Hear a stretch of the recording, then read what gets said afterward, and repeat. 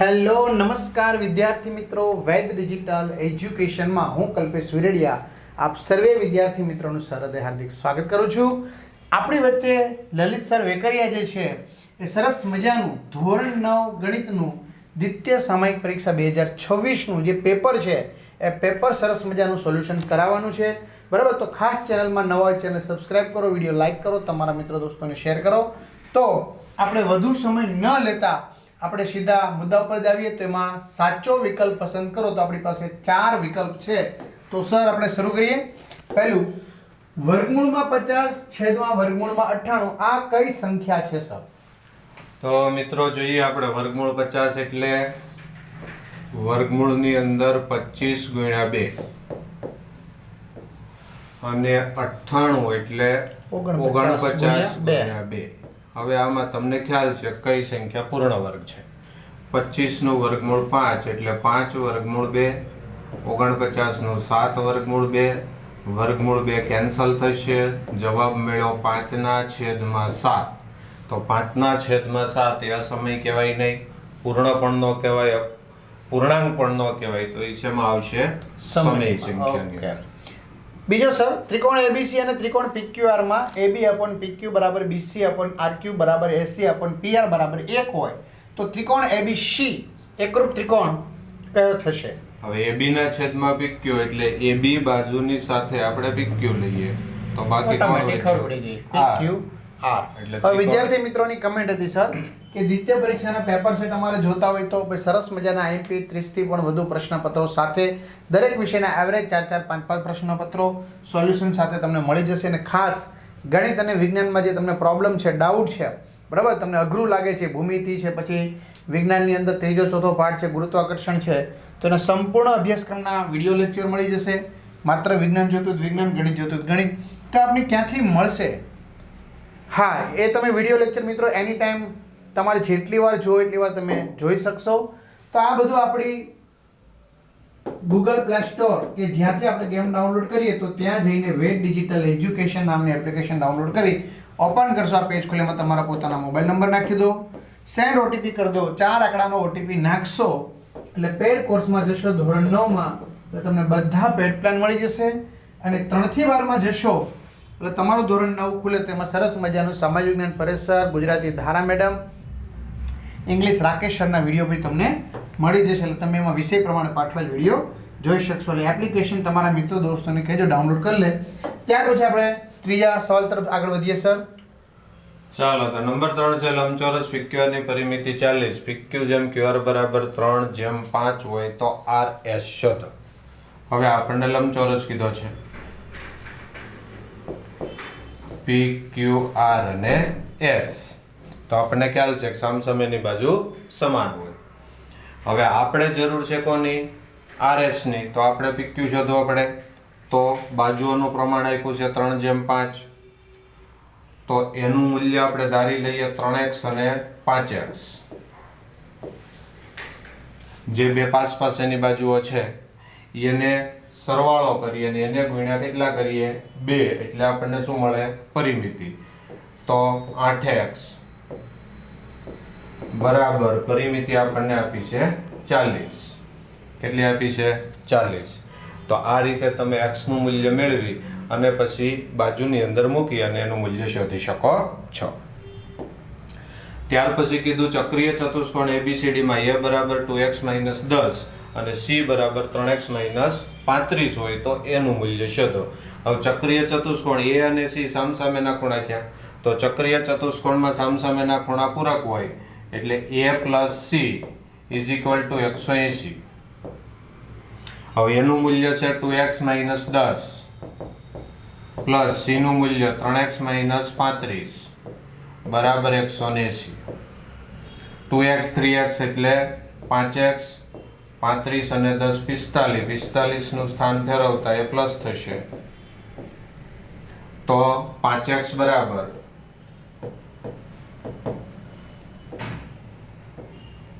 225. તો x બરાબર 225 ના છેદમાં 5, 5 ચોક 20 અને 5 એટલે x નું મૂલ્ય આપણને 45 મળ્યું.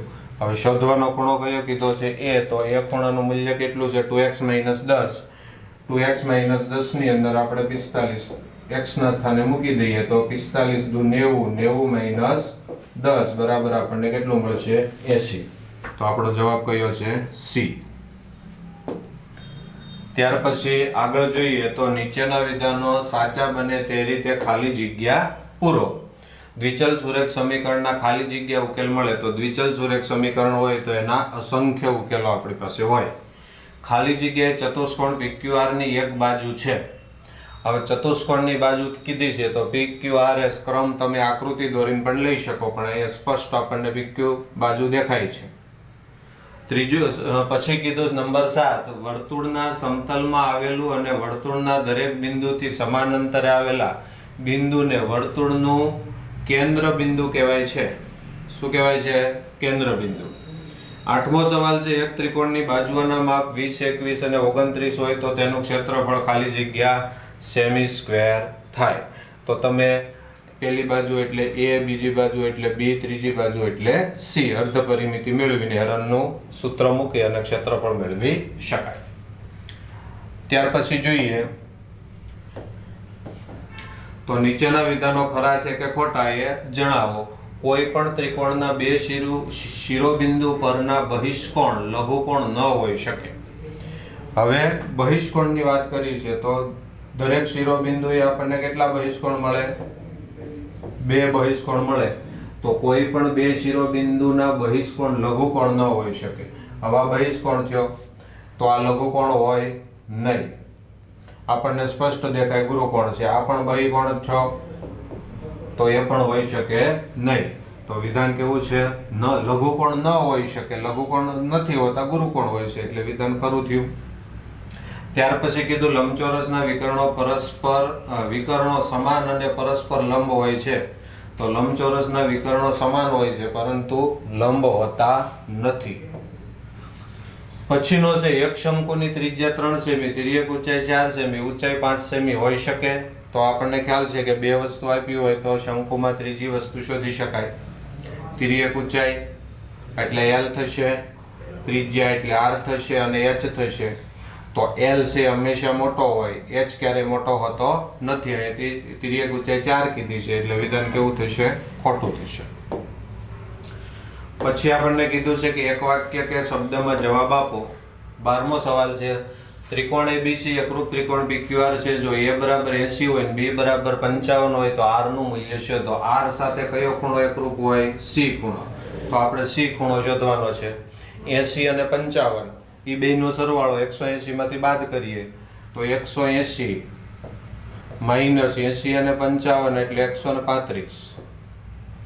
હવે બાદ કરો તો 5, 7, 3, 4 એટલે 45 અંશનો ખૂણો આપણને મળશે. કયો? C. તો C જેટલું મૂલ્ય કોનું હોય? R ખૂણાનું. તો R પણ આપણને 45 મળે. ત્યાર પછી કીધું અવલોકન આપ્યા છે 62, 87, 82, 71, 75, 77, 83, 91 નો મધ્યસ્થ શોધો. હવે સૌ પ્રથમ તો આને આપણે ચડતા ક્રમમાં કે ઉતરતા ક્રમમાં ગોઠવવાનું. સૌથી નાની સંખ્યા એટલે 62. ત્યાર પછી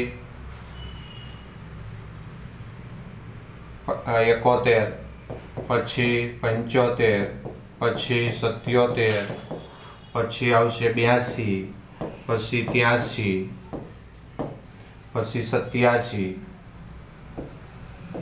અને છેલ્લે આવશે 91. કુલ કેટલી સંખ્યા થઈ? 8 એટલે n બરાબર આવ્યો 8. તો 8 એટલે યુગ્મ, તો એનું મધ્યસ્થનું સૂત્ર n/2 મું અવલોકન પ્લસ n/2 પ્લસ 1 મું અવલોકન ના છેદમાં 2. યુગ્મ સંખ્યા હોવાથી આપણે આ સૂત્ર પસંદ કરીએ. n ના છેદમાં 2 એટલે 8 ના છેદમાં 2 એટલે ચોથું અવલોકન, ચોથું પ્લસ પાંચમું અવલોકન છેદમાં 2. તો ચડતા ક્રમમાં ગોઠવાય એમાં ચોથું અવલોકન 77, પાંચમું અવલોકન 82. એ બંનેનો સરવાળો 77 પ્લસ 82 છેદમાં 2 એટલે 9.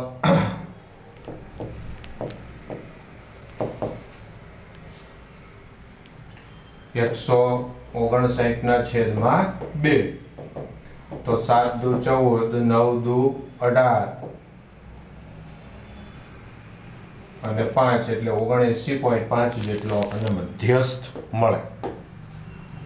પછી કીધું નીચે આપેલ પ્રશ્નના યોગ્ય જોડકા જોડો. ત્રિકોણ ABC માં કોણ B બરાબર 90, AB બરાબર 5 હોય, BC બરાબર 12 હોય તો S બરાબર ખાલી જગ્યા. S એટલે અર્ધ પરિમિતિ કીધી. હવે B કાટખૂણ B 90 નો છે એટલે એનો મતલબ કે કાટકોણ ત્રિકોણ થયો ત્રિકોણ ABC. હવે BC B 90 હોય એટલે એસીકરણ થાય. AB નું મૂલ્ય છે 5, BC છે 12, 12 5 અને સાથે પાયથાગોરસ ત્રિપુટી કોણ છે 13. હવે ત્રણેયનો સરવાળો એટલે આપણે S શોધવાનો છે તો 5 + 13 + 12 એના છેદમાં 2. 13 ને 5 18, 18 ને 5 18 ને 12 એટલે 30, 30 ના છેદમાં 2 એટલે કેટલા મળશે આપણને 15. તો 15 ક્યાં આપેલો છે B ની અંદર. 15મું કીધું એક સમબાજુ ત્રિકોણ માટે જો S બરાબર 9 હોય એટલે અર્ધ પરિમિતિ 9 હોય તો તેના વેધની લંબાઈ શોધો. હવે અર્ધ પરિમિતિ 9 છે તો એનો મતલબ કે બાજુનું માપ આપણે શોધવું પડે. તો S બરાબર ત્રણેય બાજુનો સરવાળો એટલે 3a છેદમાં 2. S આપ્યો છે 9 એટલે 9 × 2 કરીએ. હવે 9 દુ 18, 18 ના છેદમાં 3 એટલે બાજુનું માપ આપણને મળશે. બાજુનું માપ કેટલું મળ્યું 6. હવે સમબાજુ ત્રિકોણમાં વેધની લંબાઈ √3/2 ગુણ્યા બાજુ. આ વેધનું સૂત્ર છે સમબાજુ ત્રિકોણનું. તો √3/2 બાજુનું મૂલ્ય કેટલું આવ્યું 6 આવ્યું. તો 2 તેરી 6 એટલે 3√3. તો આપણને કયો વિકલ્પ મળશે? એ વિકલ્પ મળશે. તો મિત્રો આ હતો આપણો વિભાગ એ. આ જ રીતે વિભાગ B અને C કે જેના દાખલા તમને સંપૂર્ણ સોલ્યુશનની PDF આપણી એપ્લિકેશનમાં મૂકેલી છે તો ત્યાંથી તમે જોઈ શકો છો અને પ્રેક્ટિસ કરી શકો છો. અસ્તુ.